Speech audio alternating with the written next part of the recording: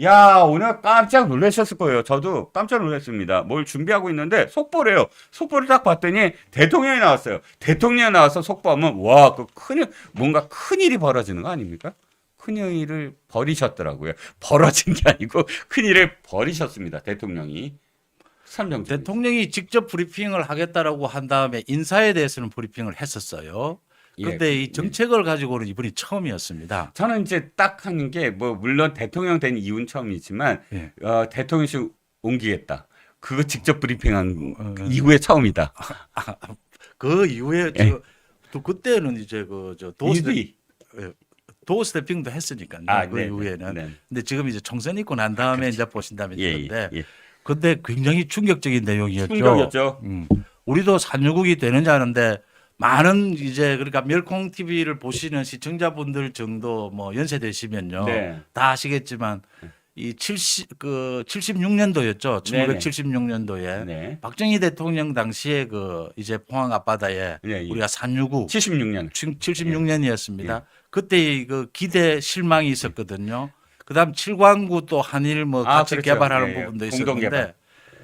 이번엔 정말일 것이냐? 음흠. 대통령의 이야기를 하고 그때보다 기술력이 월등하게 좋아지지 않았습니까? 상대적으로 지금은 뭐 그 기술력 그때처럼 어리버리하지 않죠. 예. 그래서 많은 사람들의 기대감이 다시 또 올라가고 있다라고 하는 것이고요. 네네. 뭐 가능성이 지금 뭐 이야기하는 전문가들 이야기로는 20%는 충분히 이상이 된다라는 것들이거든요. 이게 경제적으로 뭐 어떻게 전체 양을 본다면 네. 그렇다면 이건 상당히 현실성이 높은 것 아닙니까? 20%는 어마어마한 수치입니다. 그게 아까 맞다면 왜냐하면 제가 이제 이것 때문에 또 오늘 또 부랴부랴 공부를 해봤는데 가능성을 어떻게 보느냐가 참 예, 공부를 해봤는데 그 유전과 관련된 시추에서 경제성이 있는 가장 중요한 건 석유가 있냐 없냐가 더 아니고 가스가 있냐 없냐도 아니고 있을 수 있대요. 그런데 중요한 건 뭐냐면 시추를 하려면 어마어마한 돈이 들어가고 뭐 오늘도 다 정부에서 발표했더군요. 5기가 필요한데 시추봉이 뚫을 수 있는 곳들이 근데 한 번당 1,000억 원이 들어가니까 5천억 원이 매몰 비용 그러니까 안 나오면 그냥 버리는 돈이 될 수 있는데 중요한 건 아까 매몰 비용이라고 말씀을 드렸지만 5천억 원보다 훨씬 더 수십 배의 이 경제적 가치가 있어야만 가능하다는 거예요. 그런데 제가 오늘 벼락 공부를 해봤더니 2%여도 한다는 거예요. 그 그러니까 가능성이 경제적인 어떤 유전이 있을 수 있는 게 2%래요. 아, 전체에서. 그럼 외국 자본이 지금 투자를 약속했다라는 부분은 2%를 겨냥해서 한 건가요? 아니 그러니까 그런데 20%라 그러면 상상을 할 수 없는 정도의 지금 퍼센티지를 얘기한 거다. 그러니까 외국 자본도 이야기하고 미국의 어떤 지금 회사가 탐사를 했다라고 자꾸 이야기하는 것이 퍼센티지가 굉장히 높다라는 걸 지금 얘기하는 것이고요. 경제성까지를 보통은, 포함한. 그러니까 경제성이에요 중요한 거. 그렇죠. 경제성이 없는 그런 거는 지금 그 박정희 대통령 얘기도 사실 그걸 짧게 말씀을 드리면 사실 60년도부터 그러니까 민간인들이 그걸 계속 주장을 했는데 한 2년 뚫은 거예요. 그게 한 2년 정도 74년도부터 이제 준비를 해서 76년도에 결과가 나왔다는 거거든요. 그런데 중요한 건 그때 당시에 이것을 추적한 기자가 있어요. 누굴까요? 이걸 추적해서 탐사 보도한 사람 조갑재입니다. 이것도 했어요? 이걸 국제신문 있을 때, 국제신문 기자 있을 때 이걸 정말 철저하게 파헤칩니다. 그래갖고 거의 논문 수준의 뭐 이게 논문 제목이에요. 거의 논문 제목. 한국의 석유 개발 비공개 자료 분석에 의한 전망과 제안. 논문 제목이잖아요. 이렇게 해서 이거 산케이가 이거 봤습니다. 어디서 들었던 기억이 있는 것 같아요. 그런데 이 조갑재 기자가 그때 당시에 뭘 밝혀내냐면 모든 그런 이 공부를 하고 탐사를 하고 다 인터뷰를 해서 결론이 3천만 배럴이 고작이다. 아무리 잡아도. 그게 굉장히 큰 것처럼 이번에 140억 배럴이라고 얘기하잖아요. 네. 3천만 배럴이면 뚫어도 경제성이 없다. 그러니까 있긴 있지만 그게 왜냐하면 뭐 퇴적층, 그 석유가 나올 가능성이 있는 퇴적층, 신생대 3기층이 그 앞바다가 그렇대요. 그리고 삼국유사에 이 얘기가 나온다는군요. 상공 어떻게 유자에 나오는가요? 경주 앞바다에 사흘 동안 불길이 잡히질 않더라. 음. 이 대목이 상공 유자에 실제로 있답니다. 그러니까 이 지역이 뭔가 있긴 있어. 그런데 경제성이 있느냐 없느냐인데 지금 주장하는 아까 어쨌든 이 정부 측 발표로는 20%에서 경제성이 있다. 어마어마한 가능성이라는 거예요. 20%는. 이 특검이나 이 좌파들의 이런 뭐 이 탄핵 이런 분위기 속에서 정말 반가운 뉴스였죠. 그렇죠. 이런 뉴스들이 좀 많이 나와야 되고요. 그렇죠. 이런 뉴스들을 정말 이 정밀하게 네. 가공해서 해야 됩니다. 그다음 그럼요. 제가 또 하나 이 문제가 나와서 정치적인 문제를 말씀을 드리면요. 네네. 그 세금 조정하는 부분이 있습니다. 종부세나 네네. 지금 교육세 부분을 이재명이 최근에 장외 집회를 하면서 생활 민생을 챙긴다라는 의미로 연금 뭐 25만 원 살포 이런 종부세 이야기를 했어요. 네. 당하기만 했어요. 네. 여당이 네. 종부세 부분을 바로 치고 나갔거든요. 네. 종부세 좋다. 폐지하겠다. 정리하자. 어. 그다음 이 상속세 정리하자. 민주당 말을 못해요.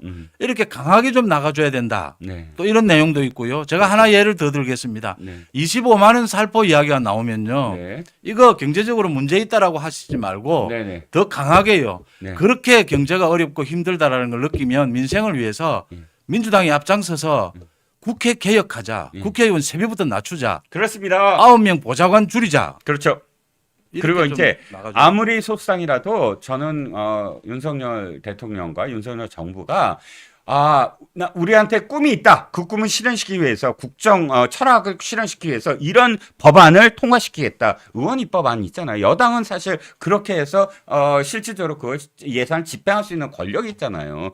192석이 그걸 반대해서 못 통과되더라도 국민들에게 우리는 이걸 해야만 합니다라고 호소하면서 사실은 자기의 철학을 반영하는 안이 있어야 돼요. 지금부터 그게 있어야 되고요. 그리고 김치찌개 끓여줄 때 기자들한테 약속을 했습니다. 뭐라면 앞으로 자주 국정 브리핑에 나서겠습니다. 이랬거든요. 그리고 실제로 국정 브리핑에 오늘 나선 겁니다. 그러니까 저도요 이게 가능성이 있었으면 좋겠습니다. 아직은 모릅니다. 왜냐하면 시추를 해봐야 알고요. 시추에서 나오는 것을 또 상업 개발로 할 수 있느냐. 시추에서 나오더라도 지난번에 박정희 대통령 그 시추에서 나온 건 맞아요. 시추에서 나왔답니다. 근데 그만큼만 딱 나온 거예요. 경제성이 제일 문제죠. 한 드럼통만 딱 나왔대요. 처음에 더 이상 안 나왔대요. 그러니까 참 깝깝하죠. 그리고 상업개발 시추에서 나온 거거든요. 그게 두 번째 그러니까 A 공구와 B 공구가 아니라 B 공구에서 시추에서 나온 겁니다. 그러니까 시추에서 나왔더라도 그게 얼만큼 있는지 상업개발이 됐는지는 또 다른 문제이긴 하지만 저도 믿고 싶습니다. 산유국의 꿈. 그럼요. 박정희 대통령이 그때 했을 때 경향신문이 이렇게 표현했어요. 연초를 흥분시킨 용꿈 나항복 석유가 나왔다. 큰 제목으로 그렇게 나왔습니다. 실질적으로 그런 것이 이제 2035년까지 뭐 이어진다고 하지만 일단 시추는요 늦어도 내년 가을 내년 뭐 초겨울까지는 시추에 대한 결과가 나온다니까. 그리고 또 대통령이 이렇게 그 직접 발표를 하고 5천억 원이라는 그런 예산을 집행할 수 있는 그 이 승인을 했다고 합니다. 그럼 대통령이 온전히 또 책임을 져야 되는 문제를 리스크를 안고 지금 발표한 거 아니겠습니까? 저는 산유국의 꿈. 그러니까 지금 뭐 그 아리백인이 뭐 운운하면서 재생에너지 얘기를 하지만 그래서 탄소 뭐 문제로 석유가 점점 줄어들고 있지만 그만큼 석유값은 오른다는 겁니다. 왜냐하면 중동이 감산을 통해서 계속 석유값을 올릴 수밖에 없거든요. 만약에 우리가 가스와 석유가 확보가 된다고 한다면 그 고유가의 시대에 우리가 버티면서 또 다른 어떤 그런 이 재생에너지나 혹은 또 다른 먹을거리를 만들어 나갈 수 있는 튼튼한 기반이 될 수 있다. 그러니까 김정은, 김여정 이 두 남매가 지금 이 온갖 그 쓰레기들을 지금 안무하고 그러니까 우리나라 상공에 지금 막 보내고 있습니다. 자, 그래서 북한이 이제 오물풍선을 뿌려대는 이유가 뭔지 한번 그 이유부터 한번 정리를 해보죠. 뭐라고 생각하십니까? 김여정이 밝힌 내용은 네. 삐라입니다. 삐라. 우리 그 삐라를 뿌리지 말라라고 네네. 하는데 네. 우리로서는 네. 그 탈북 단체들을 솔직히 정부 말 안 듣습니다. 그렇죠. 정부가 애걸복걸합니다. 예. 그래도 탈북 단체들은 삐라를 정부 말 안 들어요. 네. 이건 표현의 자유라고 볼 수 있거든요. 그렇죠. 이제 김여정이 그렇다면 우리는 오물을 보내겠다 이렇게 해서 오물을 보낸 것인데요. 그렇죠. 많은 논란 중에 이 부분만 먼저 정리하고 가겠습니다. 예, 예. 삐라와 오물이 같습니까? 이 오물 제가 잠깐 말씀을 드리겠습니다. 예, 예.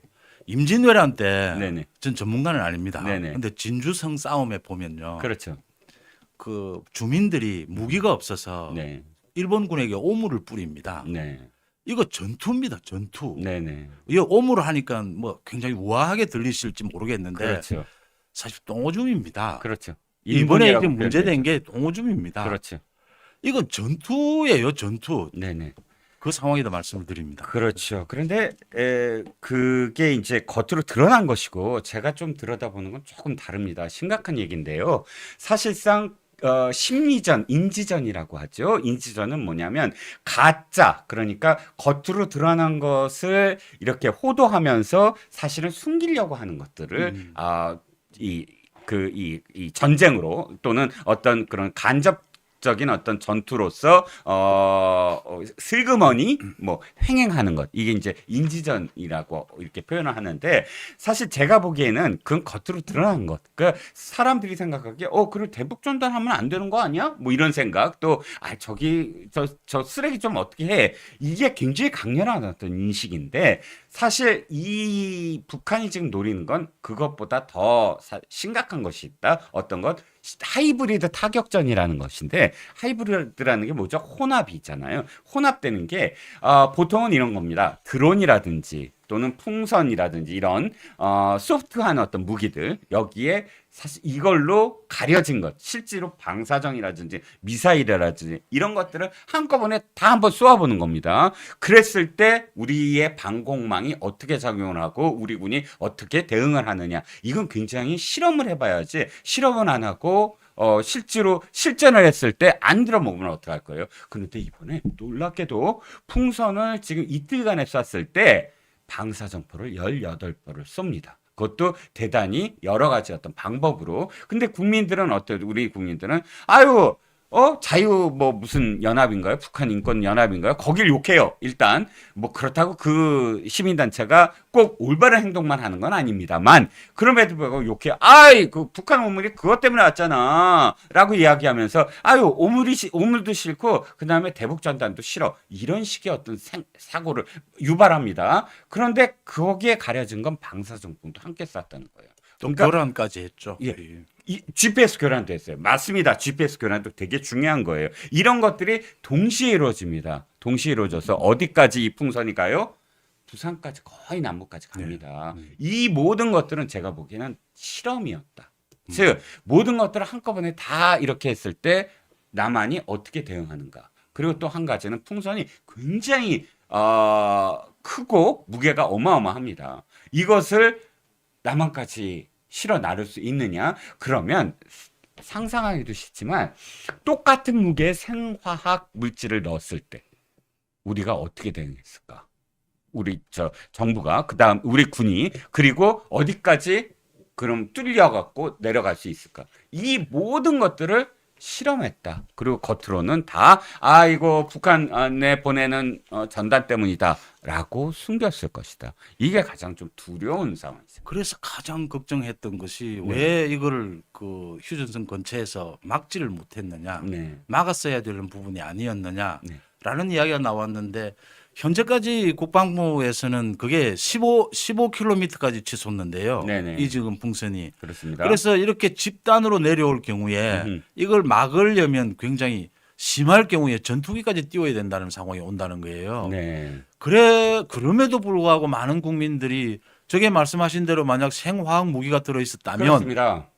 그래서 저걸 차단하는 것을 지금 우리가 점검해야 하지 않느냐라는 목소리가 커지고 있습니다. 그렇지요. 지금 풍선이 한 가지 지금 기억하셔야 될 게 뭐냐면, 일률적으로 똑같은 크기로 보내지 않았습니다. 크기가 다 달라요. 그럼 높이가 달라지는 거죠. 그렇죠. 높이도 달라지고요. 이게 제가 주장하는 게 이게 데이터였다. 이들이 노리는 건 왜 풍선의 크기가 일률적으로 똑같이 보냈다면 어떤 의도를 좀 정확하게 하나의 어떤 이유로 들 텐데 풍선의 크기가 다르고 무게가 달랐다는 거예요. 그래서 우리 군이 뭐 요격하면은 저쪽에 어떤 그 국지전의 어떤 도발 상황이 그러니까 충돌 상황이 이루어진다 이렇게 얘기를 하지만 안타까운 건 뭐냐면 그렇게 해서 뚫렸다는 거예요, 결과적으로는. 지난번에 무인기가 용산 상공까지 뚫렸다. 이것과 사실은 크게 차이가 없다는 겁니다. 문제는 그 부산까지 가게 만들었다는 건. 그렇다면 한 가지 우리가 조금 짚고 넘어가야 될 게 확실하게 북한에 대해 되고 이 얘기를 해야 되는 겁니다. 앞으로 지금까지는 어쨌든 오물이라고 치고 앞으로 우리의 경계선을 넘어서 오는 풍선에 대해서는 우리가 정확하게 우리의 안전을 위해서 넘어오기 전에 군사적인 조치를 취할 것이며 거기에 대해서 충돌에 대해서는 당신들이 책임을 져야 된다. 왜냐하면 우리 국민의 안전과 그다음에 생명을 지키기 위해서 이렇게 경고를 해야 된다는 겁니다. 그러니까 어제 오후에 확성기를 이 얘기는 그렇죠. 북한이 감내하기 어려운 조치를 취하겠다라고 했죠. 네. 북한이 가장 이런 형태의 문제 중에서 가장 고통스러워하는 것이 확성기라고 하죠. 네네. 이 확성기가 다시 점검에 들어가니까 네. 5시간 만에 이걸 중단하겠다라고 했어요. 그렇죠. 그럼 그다음 오늘 네. 이 9.19 합의를 네. 잠정 중단하겠다라고 했습니다. 네네. 그러니까 지금의 상황은 너무나 심각하다. 네네. 그래서 정부가 좀 엄중하게 대응을 하고 있다. 네. 이 부분을 그냥 뭐 삐라가 오고 가고 그렇죠. 뭐 단순한 오물이 오고 가고 이런 문제가 아니다. 이렇게 지금 그렇습니다. 정부가 보고 있다 이렇게 보입니다. 그렇죠. 저는 북한이 의도하는 건 여러 가지가 있습니다. 그러니까 확성기나 혹은 뭐 아까 말씀하셨던 9.19 군사합의, 사실 9.19 군사합의를 두려워하진 않아요. 북한이 이미 자기네들이 3,600회나 이미 군사합의를 파기를 했습니다. 그렇죠. 그리고 우리가 거기에 대해서 똑같이 하리라고는 이미 예상을 하고 있는 문제이기 때문에 그거를 두려워한다. 그건 직접적으로 어떤 무기가 될 수가 없고요. 저는 전격적으로 철회한 건 물론 확성기의 두려움도 있지만 자기네들이 실험할 건 다 했다는 거예요. 일단은 데이터 했으니까. 다 뺐으니까. 그리고 이것의 정치적인 어떤 그러니까 정치 외교적인 여러 가지 의미가 한 가지가 더 있습니다. 중국에다 대고 우리 이렇게 하고 있어라고 한번 깡패짓을 해본 거예요. 왜? 중국이 한일중 정상회의에 들어와 줬거든요. 그러니까 북한 입장에서는 중국 너는 왜 그러니? 라고 한번 이 어필을 해야 되고 두 번째는 뭐냐면 최근에 북한과 중국이 충돌이 있었어요. 외교적 충돌. 중국에 있는 북한 외교관들이 밀수하는 건 다 중국이 알고 있습니다. 그러니까 먹고서 살아야 되고 또 실질적으로 보내야 되고 돈을. 그러니까 외교 행랑은 검사를 안 하잖아요. 단동을 통해서 외교 행랑 받아갖고 북한에 있는 뭐 온갖 자원이나 혹은 뭐 골동품 같은 거 다 팝니다. 근데 최근에 중국이 급습을 했어요. 외교관 자택을 급습하는 건 사실 굉장히 외교 문제가 생긴다. 급습을 해서 현금을 압수했습니다. 막 김정은이 난리가 났습니다. 그래갖고 막 뭐 중국에 더 이상 굴종적인 자세를 보이지 마라.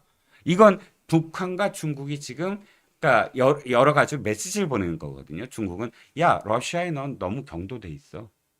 그럼 우린 한국과 다시 이제 거래를 틀 수 있어. 그러면서 외교관을 자택을 급습을 했어요. 자, 이 모든 것들은 어쨌든 중국과 북한이 줄다리를 통해서 굉장히 지금 여러 가지 어떤 상황들이 벌어지고 있는데 그 와중에 풍선을 보낸 겁니다. 저는 이것도 사실은 여러 가지 데이터 문제, 뭐 문제 다 전달 문제 다 포함해서 중국에 보내는 메시지도 있었다는 거죠. 전체적인 상황을 보고 그런 게 그렇죠. 했을 것이다고요. 전체를 봐야 된다. 저는 지금 우리 정부가 확성기 저 부분을 네. 부활을 할 것이냐 어떻게 하느냐 지금 고민 중이라고 그래요. 고민할 문제입니까? 저는 이게? 바로 복구해야 된다라고 봅니다. 쾅쾅 쳐서 죄송합니다. 피디님. 저걸 방송을 안 하면 되지. 그 당시에 문재인 정권 때 저걸 때리 부수기는 왜 때리 폭발을 시킵니까? 그렇죠. 그러니까 10곳이 원래 이제 기존에 고정돼 있는 곳이고 그다음에 이동식이 40여 기가 이제 이동식인데 뭐 10곳은 뭐 창고에 있다 뭐 이렇게 표현을 하는데 창고에 녹슨지 언제인지 잘 모르겠고요. 이동식은 끊으면 되는 거거든요. 그래서 이제 좀 너무 무거운 주제가 계속돼서 제가 가볍게 말씀을 드리면요. 네네. 제 송은재 TV 그 댓글에 어떤 분이 네네. 확성기를 해서 네. 김정은이 그 가수 김연자 노래를 그렇게 못하도록 하고 막았지 않습니까? 네. 김연자 노래를 크게 계속 틀어주라라고 지금 말씀을 해요. 김연자보다 저기 뉴진스 노래가 훨씬 MG 그 세대를 노려야 돼. MG 그 일단 북한의 MG 병사들을. 김정은이 싫어한다고 하니까 김연자 아, 노래부터 그렇군요. 하라고 해서 예, 예. 좋은 아이디어라고 제가 생각을 합니다. 아, 네. 그걸 어쨌든 그렇게 두려워한대요. 그리고 또 우리 B라도 그렇게 큰 영향을 미친답니다. 그렇죠. 네. 단단히. 제가 하나 또 좀 가볍게 말씀을 드리면 이겁니다. 북한의 그 방송이, 북한 확성기 방송이, 제가 직접 들은 얘기예요. 탈북민한테. 왜 탈북했냐 그랬더니 이렇게 얘기를 하더라고요. 군인이었대요. 근데 이 DMZ 가까운 어떤 군인인데, 개성까지는 아니지만 어쨌든 군인인데, 어느 날 갑자기 자기가 빨래를 널고 있는데, 갑자기 깨달았대요. 빨래를 널고 있는데, 아! 내가 왜 이 순간 널고 있지라고 생각해 봤더니, 대북 확성기 방송에서 일기예보. 일기예보에 완전히 자기가 이 몸이 반응을 하는 거예요. 북한의 일기예보가 뭐 우리처럼 정확하지도 않을 뿐더러 우리의 시보처럼 계속 이렇게 이 세세하게 생활 정보로 얘기하지 않잖아요. 우리의 북한은 이렇게 얘기합니다. 아, 오늘은 뭐 날씨가 뭐 어떻습니다. 이렇게 얘기하지. 우리처럼 빨래를 넣으실 수 있는 그런 좋은 날입니다. 그리고 뭐 여기에 빨랫줄에 어떻게 넣으세요. 그러니까 뭐 날이 푸르다, 뭐 날이 맑다 이렇게 얘기하지 않고 실생활 정보로 얘기해 준다는 거예요. 거기에 아예 그거를 듣고 뭘 한다 이런 게 아니라 그냥 무의식적으로 몸이 반응을 하더라는 거예요. 그러면서 그런 자신을 깨달으면서 이 남한의 정보에 대해서 귀를 기울이고 다른 세상이 있다는 걸 깨달았다는 겁니다. 그게 그렇게 무섭다는 거라는 거지. 그러니까 그렇죠. 송 대표님 말씀처럼 지금 당장 꺼내놓고 지금 당장 준비를 해야 된다는 겁니다. 그죠? 오물은 침략 행위입니다.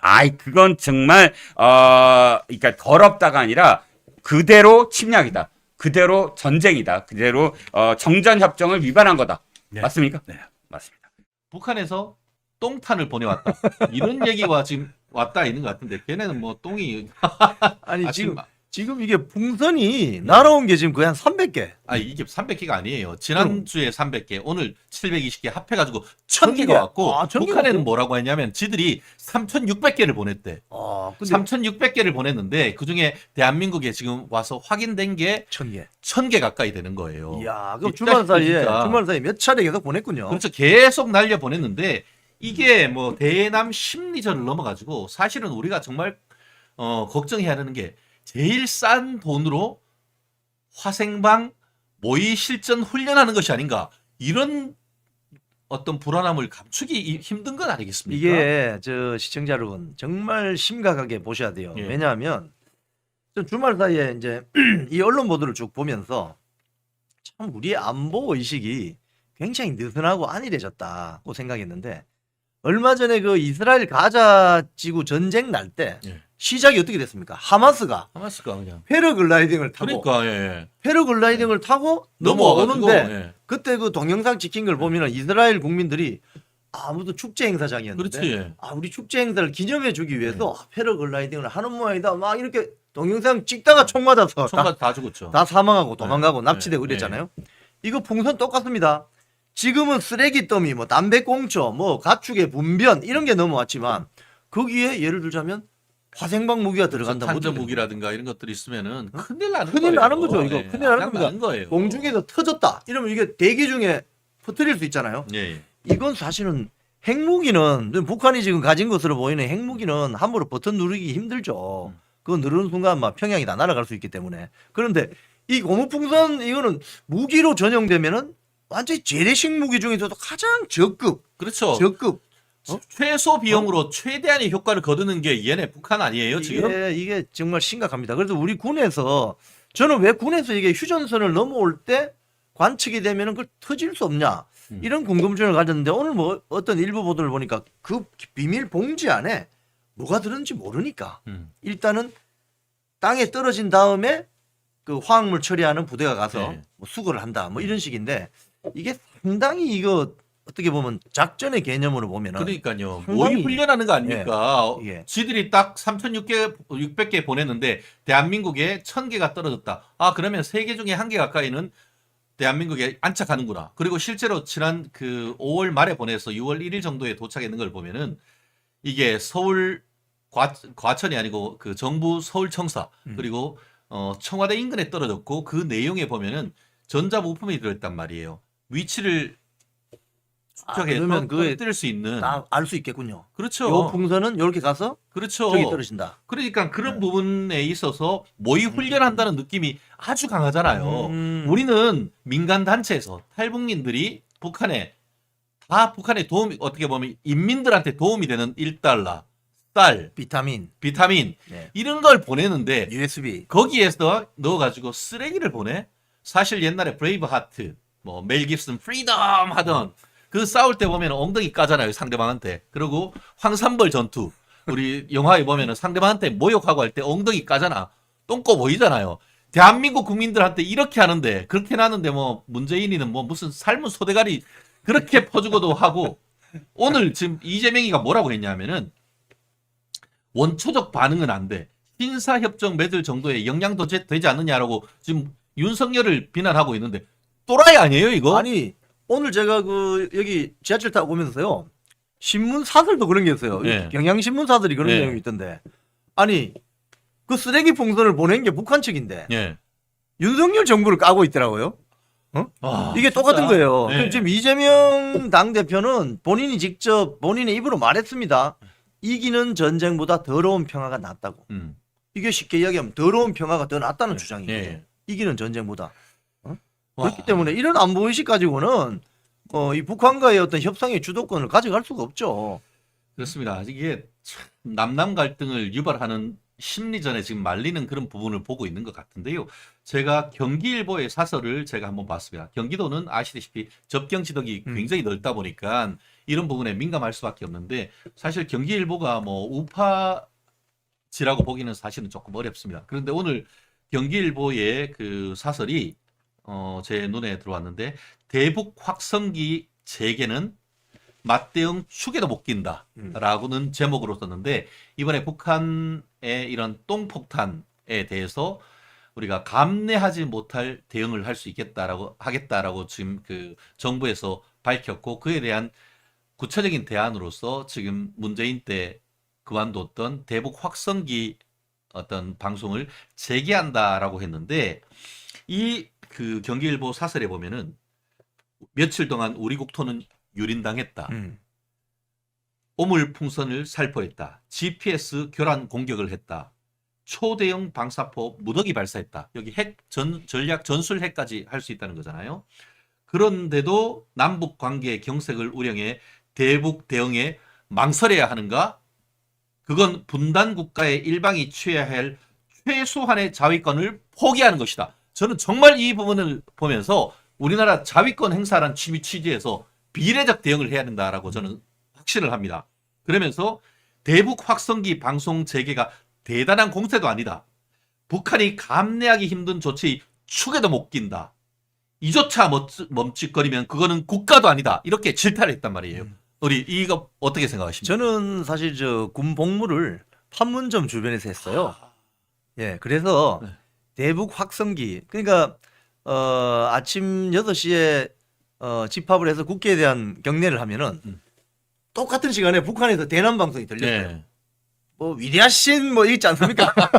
그랬는데 제가 그 들을 때마다 한심하다 저 나라 이렇게 생각했었어요. 근데 우리 남쪽에서도 확성기 나가죠. 주로 이제 이 확성기가 얼마나 좀 파괴적이냐면요. 대한민국 체제는 자유민주주의 체제이기 때문에 언론의 자유가 있고 누가 무슨 이야기를 해도 일단 존중을 하지 않습니까? 근데 저쪽은 전체주의 사이기 때문에 여기에 자유로운 분위기가 들어가게 되면은 저기는 화들짝 놀랍니다. 그렇죠. 뭐 김일성 일가의 어떤 문제 또는 뭐 김정일의 어떤 주변의 문제 이런 것들을 대부분 확성기를 통해서 나가게 되면 판문점 그 쉽게 하면 임진강 그 끄트머리에 쏘는 게 있어요. 그래요. 대형 스피커. 그게 30km까지 30km까지 그대로 날아갑니다. 예, 예. 그러면 개성까지는 거의 가는 거죠. 음. 그럼 그런 것들이 북한 주민들을 통해서 이제 유통이 되고 하면은 뼈 아프죠. 그 뼈 때리는 겁니다. 그래서 감내할 수 없는 뭐 조치 이런 게 여러 가지가 있는데 대북 확성기 대북 방송은 굉장히 큰 것 중에 하나입니다. 그렇죠. 하나이고 지금 말씀하신 것처럼 저쪽이 저렇게 나올 때 우리는 더러운 평화가 좋아요. 이런 생각을 가지고 있으면은 영원히 노예로 살게 되는 거예요. 오늘 그 조선일보 일면 헤드라인이 감내할 수 없는 하기 힘든 조치로서 대북 확성기 제기한다고 하니까 꼬리 딱 내리고 더 이상 안 보내겠다고. 이렇게 대응을 해야 거기에 대응을 하는 것 아닙니까? 평화를 지키려면 전쟁을 준비해야 됩니다. 클라우제비츠. 네. 평화를 원하시면 전쟁을 준비해야 된다고요. 항상. 그렇습니다. 근데 대북 확성기란 게 별게 아니에요. 아까 얘기한 것처럼 뭐 우리가 지금 나쁜 놈의 새끼들 하면서 무슨 뭐 김정은을 비난하는 게 들어있는 게 아니고요. 대북 확성기를 하면서 오늘 오후에 비가 내릴 확률이 50% 됩니다. 라고 얘기를 하면서 우산을 준비하십시오. 얘기하면은 실제 비가 와. 그래서 북한이 놀래요. 북한이 놀란다는 거 아니에요. 김영준 정부가 너무 정확해서. 너무 그러니까 우리 뭐 인민이 헐벗고 굶주리고 미제에 의해서 착취당하는데 어떻게 이렇게 그걸 탁 맞추지? 그게 대북 심리전으로 그대로 그 북한 인민들한테 들어간다는 거 아니에요. 그리고 최근에 K-팝 북한 군인들도 다 젊은 친구들이잖아요. 그거 계속 틀어주면은 그것만 기다린다는 거 아니에요? 그러니까 문화가 흘러들어가는 거죠. 탈북자들 중에 최근에 뭐 그런 언론 보도도 있었는데 굉장히 북한에서 엘리트 과학 뭐 기술대인가 거기 나온 엘리트가 출신이 한국 와서 그런 이야기를 했어요. 그동안 배운 지식으로는 남한은 굉장히 국민들이 굶주리고 뭐 자유도 없고 뭐 그런 줄 알았는데 이 대북 방송을 가만히 들어보니까 전혀 그렇지 않다는 거예요. 그래서 그러니까. 이 사람은 이제 머리가 좋으니까 알아챈 거죠. 거짓말이었구나. 그래서 탈북을 결심하게 됐다는 거죠. 그런 식으로 대북 방송이나 이런 게 메시지가 북한 일반 주민들에게 들어가면 알게 돼 있어요. 상식적으로. 그게 무서운 거죠. 지금 김정은 체제는. 그게 무서운 겁니다. 그래요. 참 우리가 또 그 김정숙 특검부터 시작해가지고 민주당 내에 이재명의 황제화, 더불어서 북한 똥탕까지 아침 이슈들을 쭉 했는데 정말 답답한 게 현실입니다. 아까 그 우리 새벽별님 민주당에 민주 없고 정의당에 정의 없고 국민의힘에는 힘이 없다라고 하는데 국민의힘에는 힘이 없을지 모르지만 국민들은 힘을 가지고 있습니다. 우리 멸콩TV 시청자 여러분들께서 힘을 모아주시고 저희가 정말 국민감사청구 이런 부분도 우리 시민단체의 힘을 모아가지고 해나간다고 하면은 그런 것이 힘이 되고 또 국민의힘이 정신 바짝 차리는 그런 계기가 되지 않을까 싶은데요. 똥풍선. 네. 여기에 대해서 마지막으로 한 말씀 더 드리면 성동격서라는 말이 있습니다. 동쪽에서 고함을 치고 서쪽을 때린다 이 말이거든요. 이게 이제 기만 전술인데 이 북한이 지금 똥풍선 네, 이 보낸 것에 대해서 저는 어떻게 보냐면요. 이거 다른 거 뭐 준비하고 있구나. 저는 그런 의심을 해요. 그래서 우리 시청자 여러분께서도 이 풍선에 너무 집중하시면 안 돼요. 다른 데서 뭐 터질 가능성이 저는 있다고 봐요. 성동격서. 그동안 북한이 도발할 때 항상 그런 식으로 했습니다. 그게 있고 그렇기 때문에 우리는 평화를 원하시면은 전쟁 준비를 항상 해야 된다는 생각을 하셔야 돼요. 더러운 평화가 낫다고? 이기는 전쟁보다 더러운 평화가 낫다. 저는 그런 세상에서 못 살겠습니다. 차라리 이기는 전쟁이 나아요. 그렇기 때문에 이 마지막 아이템 아주 좋았고요. 오늘 우리 시청자 여러분께서도 항상 그 점을 염두에 두셨으면 하는 게 제 바람입니다. 2차 대전 나기 전에 영국 수상 챔벌레인이 나치 히틀러한테 가서 이제 더 이상 전쟁 안 한다 라는 약속 받아가지고 영국에 돌아와서 더 이상 전쟁은 없다 했는데 어떻게 됐어요? 결국 더러운 평화를 추구하다가 2차 세계대전이란 어마어마한 전 세계 2차 대전이 벌어진 것 아니겠습니까? 종이 하나 흔들었잖아요. 그런 것입니다.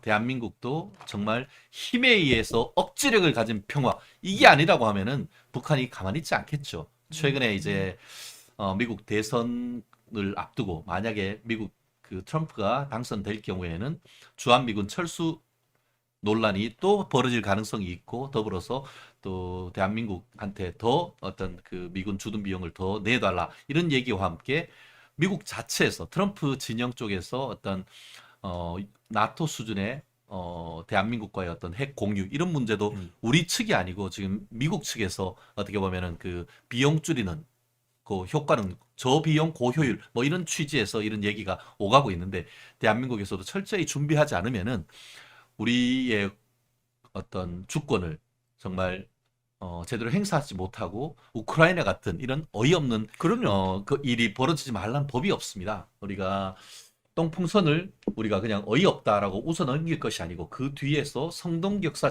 전략 정말 앞에서는 똥풍선을 보내지만 뒤로서는 무슨 일을 할지 그럼요. 모르는 것이 북한 김정은 시스템 아니겠습니까? 우리가 하루하루 우리가 행복한 생활을 할 수 있는 것은 우리 또 최전선에서 우리 안전과 안보를 지키고 있는 대한민국 국군의 육군의 어떤 힘이 아닌가 싶은데요. 이런 억지력을 바탕으로 힘에 의한 평화를 할 수 있는 우리 노력, 정신무장도 필요한 것 같습니다. 정숙 우리 정숙이 누나, 아유 정말 한 건 해내시네. 아, 그렇습니다. 지금 김정숙 여사님께서 아이고야 영부인 단독 외교의 첫 성과라고 했었는데 이게 말짱 거짓말이라는 게 홀라당 다 드러났다고요? 이게 저 주말에 아주 그 인터넷 댓글도 많이 네. 올라오고 그 주말에 아주 뉴스가 된 그 핫 뉴스가 된 건데요. 핫뉴스. 네. 이게 원래 이제 문재인 전 대통령이 이번 본인의 회고록에서 영부인 단독 외교 아주 의미 있는 그렇죠. 이렇게 이제 이야기를 하면서 이게 뭐야 이래서 이제 이게 자꾸 살살살 커지기 시작하다가 결국 이제 뭐 배현진, 박수영 의원 등이 이제 문체부로부터 당시 문건들을 다 이렇게 보고 받으면서 이게 터진 거잖아요. 그렇죠. 근데 제일 이제 큰 문제 중에 하나는 이제 배현진 의원이 터준 건데 기내식비 항공기를 이제 우리 한국에서 저 인도로 가면은 비행 시간이 8시간 반입니다. 그러면 기내식이 2번 나와요. 갈 때. 그러니까 메인 식사가 한 번 나오고 도착하기 전에 간식이 나오고. 그렇죠. 네. 그 2번 나오잖아요.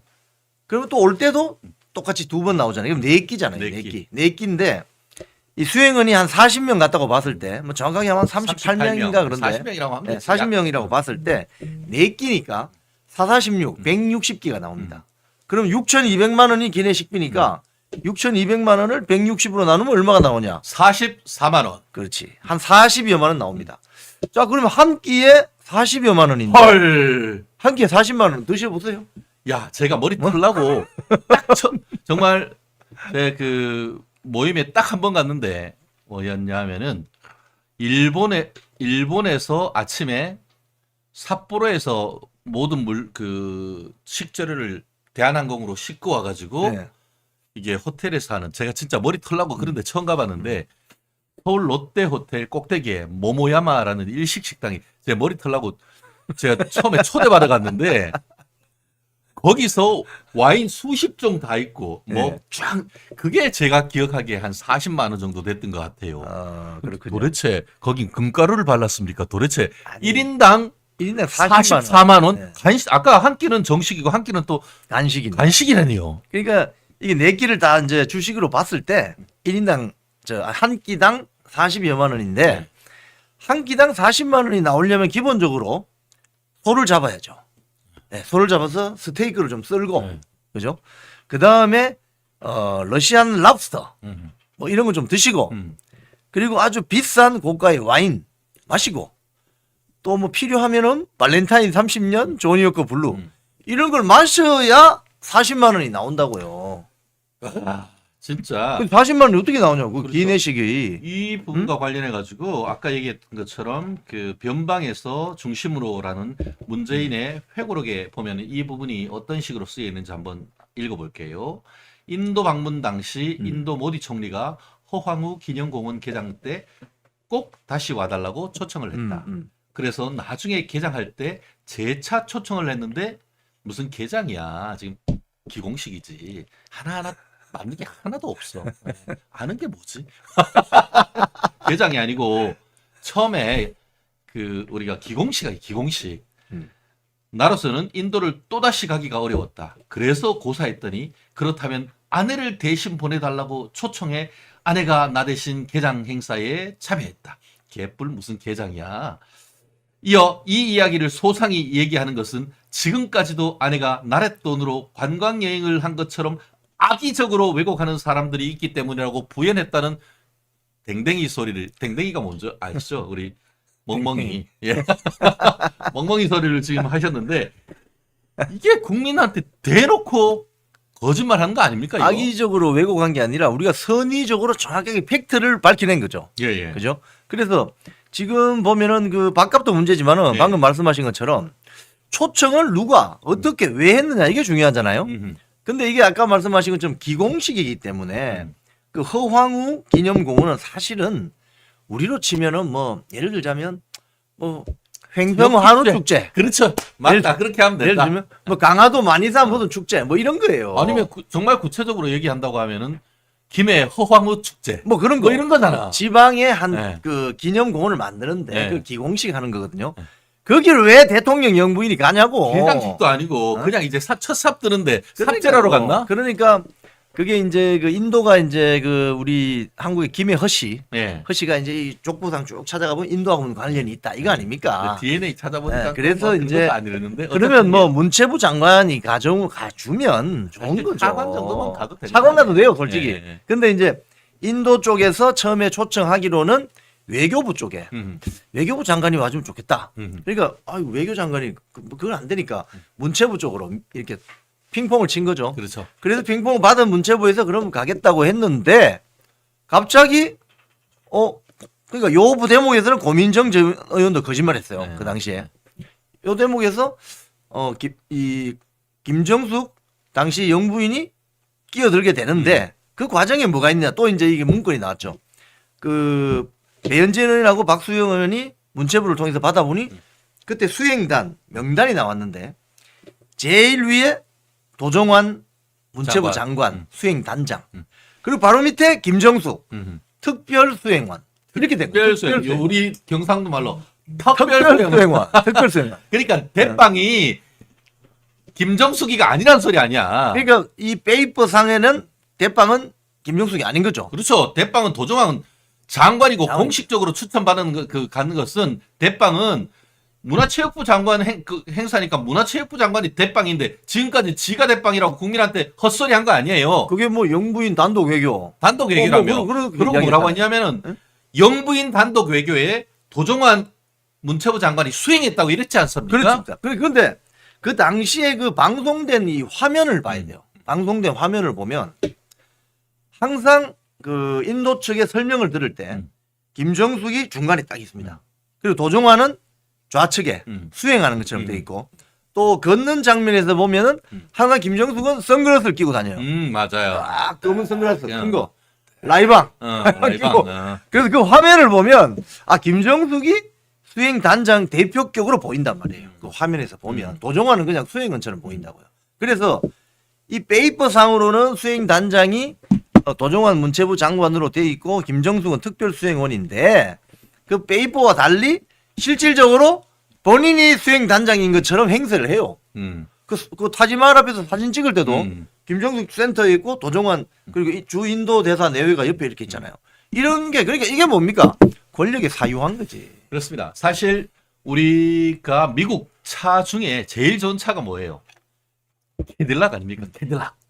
그리고 실제로 이제 미국 대통령이 딱 가면은 캐딜락 엄청 긴 거 에스컬레이드 이런 거 딱 하면은 거기에 비스트라고 이렇게 하는데 그 뒤에 또 막 그 여러 가지 큰 차들이 가요. 그럼 캐딜락 앤 히스 컨보이 이렇게 되는 거예요. 캐딜락이 대빵이고 뒤에 이제 그 컨보이라고 하는 차들이 쭉 가는데 그게 옛날에 그 아마 미국 포드하고 캐딜락이 있는 우리 미국 저기 도시가 어디예요? 그 옛날에 파산도 했다가 디트로이트가 드트로아라고 해가지고 물길이란 뜻이잖아요.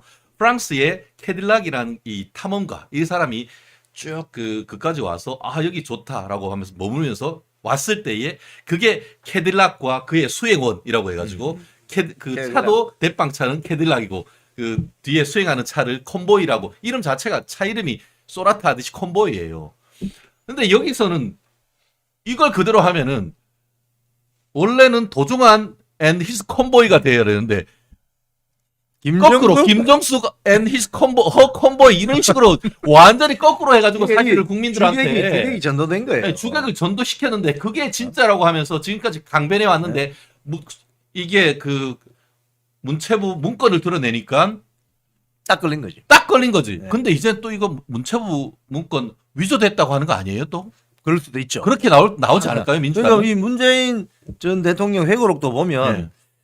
약간 팩트인 것 같은데 전체적 맥락은 보면은 엉뚱한 소리 하는 엉뚱한 거죠. 소리. 그런 식으로 하는 거죠. 옛날에 그래서 그거 있잖아요. 트럼프 대통령의 외교 책사 존 볼턴이 자기가 그 옷 벗고 나와가지고 쓴 회고록에 문재인을 조현병 환자다 같다 뭐 그런 내용이 있었다고 하는데 그것도 뭐예요? 그 이제 존 볼턴이 한 일주일 됐나요? 네. 그 보도된 건데 문재인 대통령을 이 공무상 만나 보니 현실과 이상과의 어떤 괴리가 심한 왔다 갔다 하는 그래서 그게 조현병 증세가 있지 않나? 조현병이란 게 옛날에는 정신분열증 아닙니까? 정신분열이죠. 현실하고 이게 환상을 구별 못하는 그러니까 때로는 뭐 인지 부조화. 인지 부조화. 커피를 마시면서 나는 식혜를 마시고 있다. 뭐 이런 식의. 그렇네.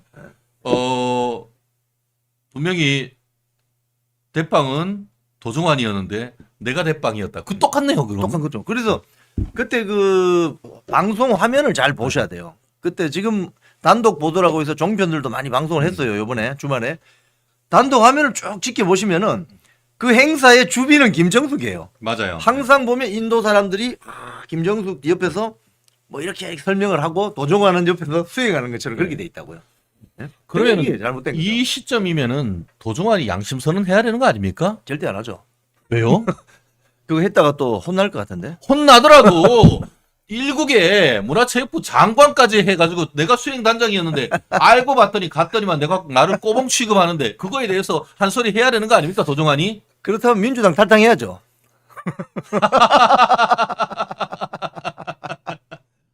그리고 이 시점에서 다시 이게 그 밥값이 한 끼에 43만 8천 원, 약 44만 원 했다고 하는데 이거에 대해서 한 두 가지 의혹이 제기되는 것 같아요. 어떤 의혹이죠? 하나는 구체적으로 지금 해외에 이 나갈 때에 실제 그 급에 따라 그 공무원 여비 규정에 따라서 이게 먹을 수 있는 식사의 그 정해져 가격도 있죠. 정해져 있는데 지금 확인을 해봤더니만 공무원 여비 규정에서 인도는 가나 다랄 때 나군에 속하고 출장 식비는 장관급의 경우에 1인당 136달러, 우리나라 돈으로 약 18만 8천 원 되는 것인데 기내식만으로도 이걸 훌쩍 넘은 거 아닙니까? 그렇죠. 그렇게 하면서 이게 1등석에 미국 갈 때도 나오는 게 와인도 좋고 한다고 해도 한 10만 원, 10몇만 원 정도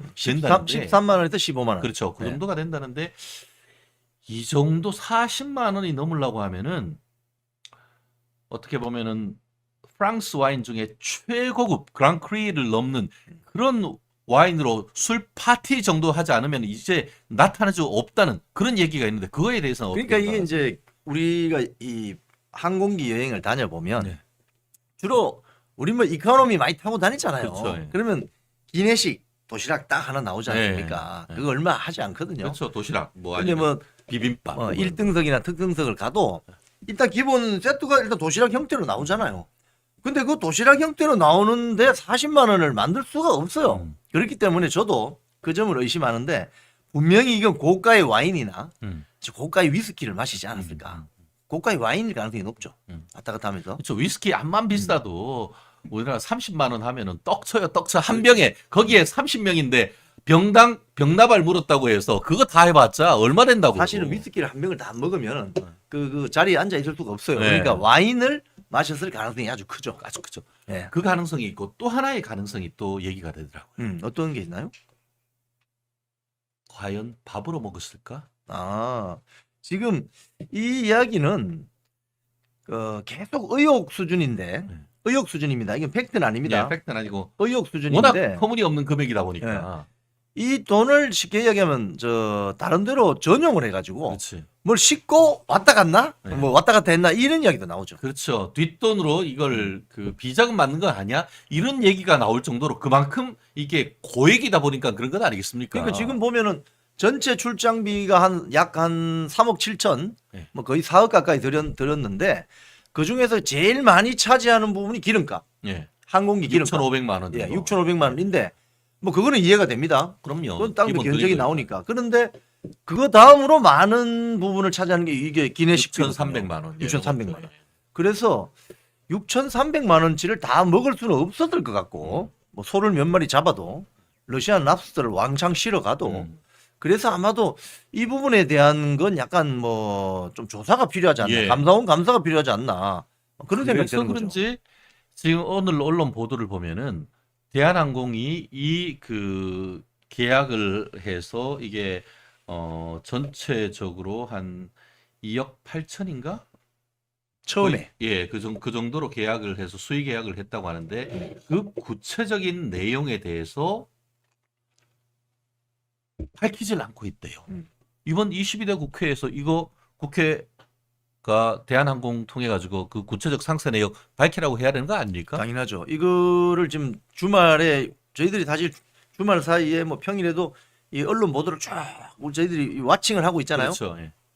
근데 너무 조용해요. 이 대한항공 예. 관련 그 부분. 예, 그 부분에 대해서 대한항공이나 뭐 민주당이나 뭐 문재인 측이나 해서 뭐라도 한 마디 할 텐데 음, 아주 입을 싹 닫고 있죠. 음. 그래서 더 수상해지는 거죠. 음. 더 수상해집니다. 네, 그렇다고 하면은 이 부분에 대한 그러면은 밝히는 대책을 지금 좀 얘기를 해야 되는데 여기서 나오는 키워드가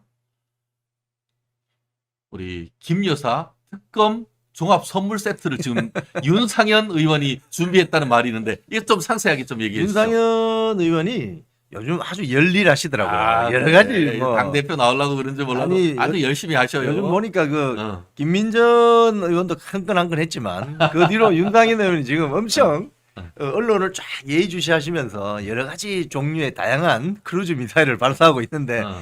지금 김정숙 관련 특검을 종합 세트로 이제 준비를 하고 있어요. 이번 이것도 마찬가지고 그래서 이번 지난 주말에 이 대미를 장식한 것이 김정숙 특검을 세트로 하자. 특검. 종합 선물 세트 완전히. 5가지가 다섯 지금 가지, 준비가 다섯 가지. 돼 있다는데 네. 한번 제가 한번 좀 볼까요? 5가지가 무엇인지. 자, 여기 김정숙 특검 잠깐만요. 우리 그게 요번에 그 인도 갔다 온 거. 여기 있다. 예. 특검 수사 대상 5가지. 빅5.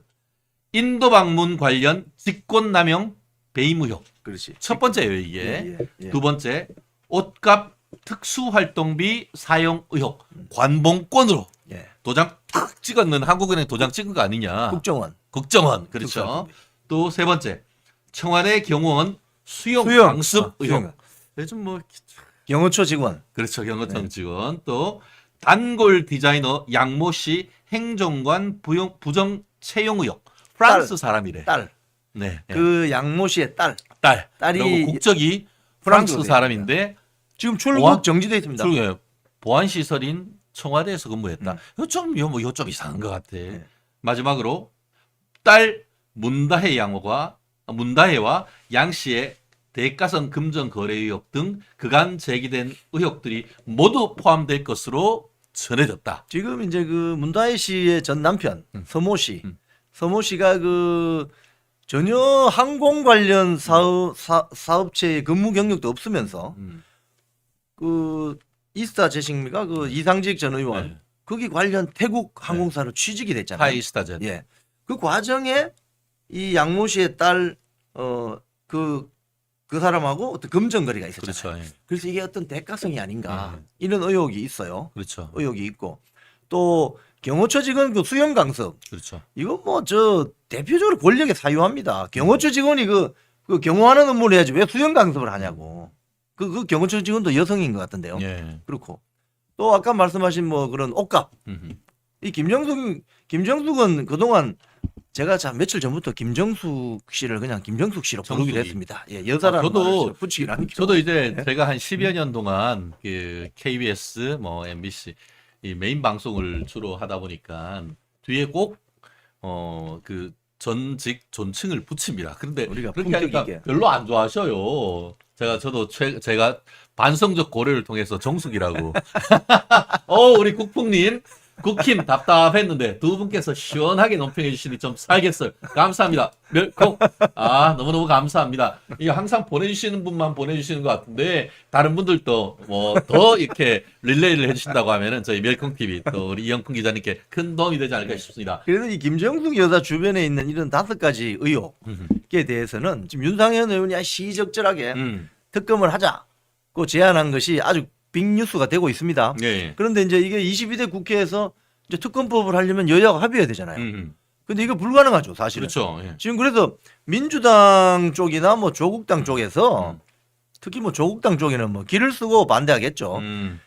이 김정숙 관련 특검 요구는 국힘 쪽에서 지속적으로 강력하게 촉구를 해야 되는 거예요. 왜냐하면 지금 언론 보도된 것만 봐도 이거 너무 이 의심투성이잖아요. 예. 사실 8년 전에 박근혜 대통령 탄핵시킬 때 음. 언론 보도 난 거 보고 시작한 거 아닙니까? 나중에 보니까 거의 다 가짜 뉴스였지만. 음. 근데 이건 지금 김정숙 관련 이거는 가짜성 뉴스가 아니고 지금 배현진 의원이나 박수영 의원이 문체부를 통해서 입수한 문건이란 말이에요.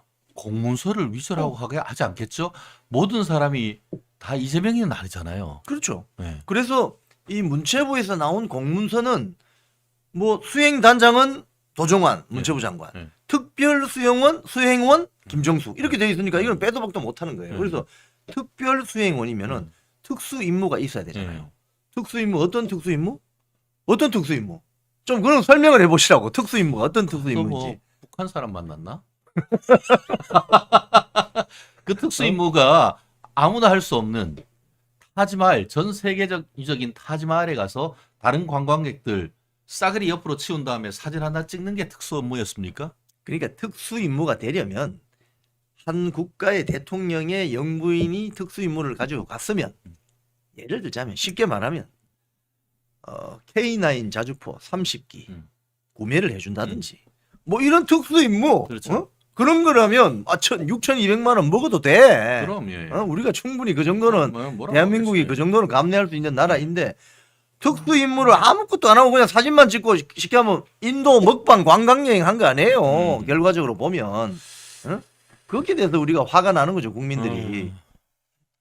참 이름 갖다 붙이는 거는 어찌 그렇게 잘하는 건지 참 특수 임무 관광과 독사진 야 예쁜 마녀임 이게 대통령은 이멜다 친구 되멜다 김혜란님이 아주 네. 재밌는 말씀을 하시네요. 예.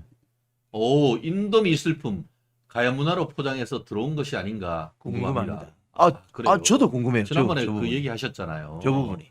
예. 왜냐하면 예. 대통령 전용기는 함부로 띄우지 않아. 한국 영토기 때문에 예. CIQ를 통과하지 않을 걸요 아마. 예. 맞잖아요. 그렇죠. 그러니까 그 외교 행랑에 뭘 담아 들어가지고 모르지. 지금 봉하마을에 갖다 놨는지. 그러니까 성남에서 대통령 전용기를 띄우면 통상 우리가 외국 여행을 하게 되면 네. 법무부 심사대에 가서 도장 맞고 그렇죠. 자 출국 입국 도장 맞고 그다음에 세관을 통과해야 되잖아요. 그렇죠. 예. 그럼 뭐 어떤 물건을 가지고 나가는지 네. 어떤 물건을 들고 들어오는지 기본적으로 인스펙션이 됩니다. 그렇죠. 근데 대통령 전용기는 우리 영토입니다. 영토. 지금 외국에 나가 있는 예를 들면 우리 구축함, 우리 함정들은 한국 영토이기 때문에 그런 CIQ가 없어요. 그러면 전용기는 어떤 장점이 있느냐? 나갈 때 들어올 때 CIQ를 통과하지 않겠죠. 그러면 어떤 물건을 가지고 나갔는지 어떤 물건을 들고 들어오는지 알 수가 없죠. 그래서 지난번에 그 노무현 전 대통령 부인 거기도 미국 갈 때 외교 행랑에 돈 넣어 가지고 가가지고 미국에 자기 애들 맨하탄 바라보는 뉴저지 쪽에 몇백만 불짜리 집 사줬다는 얘기가 있었고 그걸로 인해 가지고 결국 노무현 대통령이 이렇게 사망하는 그런 일이 있었던 거 아닙니까? 음. 이번에도 왜 이거를 계속 이런 식으로 수사나 조사를 거부하죠? 뭔가 있기 때문에 그런 거 아닐까요? 그 민주당 요즘 달아놓은 현수막 보셨죠? 예. 특검을 반대하는 사람이 범인이라며. 네. 그러면 똑같아요, 이거. 그들이 말하는 용어에 따르면. 이 김정숙에 대한 특검이라든지 감사원 감사를 반대하는 게 범인이지. 뭐. 자기들 말에 따르면. 그렇지. 그죠? 그래서 이 부분에 대한 거는 특검이 힘들다면 국민 감사를 청구해도 됩니다. 시민단체나 일반 개인이 김정숙에 대한 이런 거 의혹이 있다. 국민 감사를 청구해도 돼요. 그럼 국민 감사 청구하려면 300명 넘어야 되거든요. 우리가 우리 써주면 몇봉 되죠. TV 어? 시청자만 한번 그거 국민감사 청구 한번 할까요? 국민 감사 청구해서 우리 국민감사 300명. 청구 운동 한번 할까요? 그렇기 때문에 제가 오늘 이 제목을 뭘로 했었냐 하면은 타진요로 찍었습니다. 타진요. 사진요. 타지마할의 진실을 요구합니다. 예전에 타진요. 그 타블로의 진실을 요구합니다. 타블로가 미국에 있는 대학교를 졸업했네 만에 이런 얘기를 하면서 타진요에게 진실을 요구합니다라고 하는 엉뚱한 어떻게 보면은 그걸 해서 뭐 제가 다니는 교회에 또 이게 사람이기도 했었었는데 저도 방송에서 사실이 아니라고 얘기했지만 이거는 정말 타블로가 아니고 타지마할의 진실을 사진요. 요구해야 됩니다. 그렇지 않습니까? 예, 타진요. 어유 원더우먼님 감사합니다. 갑자기 날아다닐 수 있는 우리 커피 한 잔 얘기 한번 하시죠. 자, 커피 한 10잔 열 잔도 할 수 있습니다. 너는 예, 감사합니다, 이게 딱 원더우먼님. 제목 이름이 돼요. 제가 페이스북에 아침에 올렸는데 타지마할의 진실을 요구합니다. 김정숙, 문재인 두 분께 타지마할의 진실을 요구합니다. 국민 감사 청구. 국민감사 청구 아니면은 진짜 당신들이 무고하고 당신들이 갖는 것이 기공식이 아니고 개장식이면은 개장식 사진 한번 내놓고 그거부터 팩트가 다르잖아. 그렇지. 그리고 실제 지금 현재 지금 공군 2호기 다루는데 거기에 대통령 휘장을 달았단 말이에요. 그것도 문제인데 대통령 공고 7호 대통령 표장 휘장에 관한 건에 따르면은 대통령 휘장은 대통령이 탑승하지 않은 전용기에는 달 수가 없다라고 돼 있는 겁니다. 할수 없죠. 쉽게 이야기하면은 군대로 치면 우리 대장이 육군 대장이 7명이 있거든요. 그럼 대장이 포스타 앞에 포스타 빨간 배경에 별. 별 4개 달잖아요. 거기에 쉽게 하면 중대장, 대위 이런 사람이 타고 갈까 민간인이 타고 간 거 똑같은 거예요. 이런 거지. 분명히 별 4개 해놨는데 알고 보면 타고 왔더니만 마누라 같았어. 그런 거죠. 그런 거. 이거잖아 지금. 그러니까 그거는 사칭한 거지. 사칭한 거지 지금. 예, 전용. 아니 대통령이 위임장이라도 써주든가. 오히려 지난번 같은 경우에 김대중 대통령 때 그 사모님이 이효 여사. 이효 여사가 갈 때는 실제로 대통령의 특사 자격을 갔단 말이에요. 그렇다고 하면 그걸 타는 거 그런데도 민간 항공기를 타고. 민간 항공기를 탔단 말이에요. 그런데 지가 뭐라고 타지마할에 가서 관광하러 가면서 무슨 특별 임무가 있는 것처럼 국민을 속인 거 아닙니까 이거? 아, 그게 특수 임무 모양이구만. 그러니까 지금 이희호 여사, 이희호 여사님은 여사님 자를 제가 붙여드리겠습니다. 이희호 여사 같은 경우는 민간 항공기를 예약을 해서 수행을 하고 경호원 예. 이렇게 해서 이제 좀 지정된 그렇죠. 장소 예약을 하면 되니까. 그럼 출장비 얼마 들겠어요, 그거? 그렇죠, 뭐. 출장비 얼마 들지 않는다고요. 그 현지에 가서 또 우리 주미 대사가 알아서 뭐 이 에스코트를 하면 되니까. 그렇죠. 그게 사실은 대통령 영부인의 품격이지 그런 게. 그렇죠. 예. 김정숙처럼 이게 뭔 대통령 영부인의 품격이에요 이게.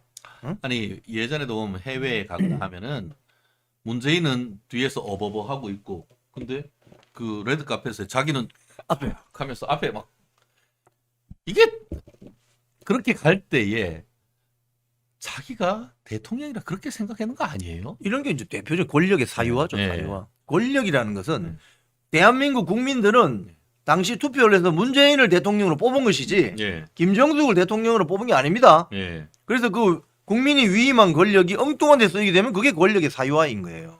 예, 이게 타지마할의 진실을 요구해야 되는 거 아닙니까? 우리 카페 하나 만들까요? 국민감사 청구. 네, 국민감사 청구. 국민감사 청구하면 타진요, 되겠는데. 국민감사 청구 한번 해봅시다. 300명 모이면 네. 됩니다 이거. 네, 그렇게 해가지고 우리 기자들하고 해서 이거 한번 해봅시다 우리. 그러면 TV에서. 그러면 그 감사원 쪽에서 이거는 이제 답을 주게 돼 있어요. 예. 국민감사 청구이기 때문에. 제가 국민감사청구서 쓰지 뭐 내가. 아니, 잘 쓰실 것 같은데. 예. 쓰고 제가 뿌리지 뭐. 좋아 어? 좋아. 응? 타진역 콜. 타진역 딱 되잖아요. 타지 마을의 진실을 요구한다. 사진요. 네, 타진역. 좋은데? 얼마나 좋아. 딱 쏙 들어오잖아요. 좋은데요? 네. 합시다, 막. 합시다. 하이치더. 예.